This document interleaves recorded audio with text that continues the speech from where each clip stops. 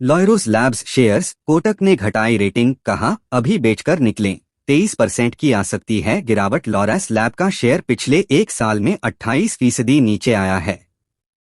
अब Kotak institutional equities की एक रिपोर्ट ने इस स्टॉक को लेकर चिंता और बढ़ा दी है। कोटक की यह रिपोर्ट मंगलवार को आई और उसके बाद लॉयरोस लैब का शेयर 4% गिर गया। लॉयरोस लैब्स का शेयर पिछले एक साल में 28% नीचे आया है। कई रिटेल निवेशक इस शेयर में फंसे हुए हैं। कोरोना महामारी के दौरान इस शेयर ने करीब 700-800% का मल्टीबैगर रिटर्न दिया था, जिसके बाद इसे खरीदने के लिए होड़ मच गई थी।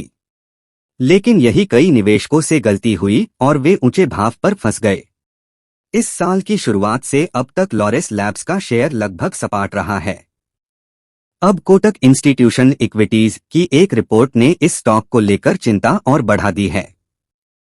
कोटक की यह रिपोर्ट मंगलवार को आई और उसके बाद लॉयरोस लैब्स का शेयर 4% गिर गया। दरअसल कोटक इंस्टीट्यूशनल इक्विटीज ने लॉयरोस लैब्स की रेटिंग को घटा दिया है। ब्रोकरेज ने इसे सेल रेटिंग के साथ 300 रुपए का टारगेट प्राइस दिया है, जबकि आज बुधवार 13 सितंबर को लॉयरोस लैब्स का शेयर करीब 390 रुपए पर बंद हुआ है। इस तरह कोटक के हिसाब से लॉयरोस लैब्स का भाव अभी करीब 23% और नीचे गिर सकता है। इसके पीछे सबसे बड़ा कारण लॉयरोस लैब्स का सिंथेसिस बिजनेस है। कोटक ने कहा, जून तिमाही में लॉयरोस लैब के नतीजे कमजोर रहे थे, लेकिन उसके बावजूद इसका शेयर तेजी से 20% बढ़ा।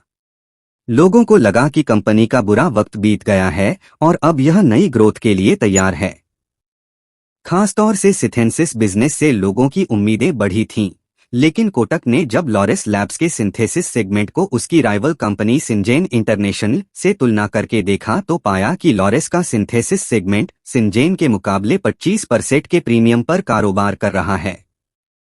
कोटक ने कहा कि दोनों कंपनियों की क्षमताओं और साइज को देखते हुए इतने अधिक प्रीमियम को सही नहीं ठहराया जा सकता है। लॉयरोस लैब्स को जून तिमाही में सिंथेसिस सेगमेंट से 250 करोड़ का रेवेन्यू मिला था, जो इसके पिछले साल के मुकाबले 57% कम था। कंपनी ने वित्त वर्ष 2025 तक सिंथेसिस सेगमेंट से 2030 करोड़ तक के रेवेन्यू का लक्ष्य रखा है, लेकिन कोटक को इसमें भी जोखिम नजर आ रहा है। कोटक का कहना है कि लॉयरोस लैब्स के सिंथेसिस सेगमेंट का सालाना रन रेट अभी 1000 करोड़ है। ऐसे में 2030 करोड़ के लक्ष्य को लेकर जोखिम नजर आता है। इसके अलावा लॉयरोस लैब्स अपनी ग्रोथ के लिए सबसे ज्यादा एंटीरेट्रोवायरल एपीआई पर निर्भर है। ब्रोकरेज ने कहा, हाल की तिमाहियों में एंटीरेट्रोवायरल एपीआई सेगमेंट की ग्रोथ सुस्त हुई है। ऐसे में कंपनी ने इसकी भरपाई करने के लिए अब नॉन एंटीरेट्रोवायरल प्रोडक्ट पर फोकस बढ़ाने का फैसला किया है और इसके लिए ये शुगर और कार्डियोवैस्कुलर बीमारियों पर फोकस कर रही है। कोटक ने कहा कि मध्यम अवधि में सिंथेसिस सेगमेंट की ग्रोथ अच्छी रहने की उम्मीद है, लेकिन यह ग्रोथ इतनी भी ज्यादा नहीं होगी कि वह एंटीरेट्रोवायरल के कमजोर प्रदर्शन की भरपाई कर दे। ऐसे में उसकी तरफ से इस स्टॉक पर बेचने की सलाह रहेगी।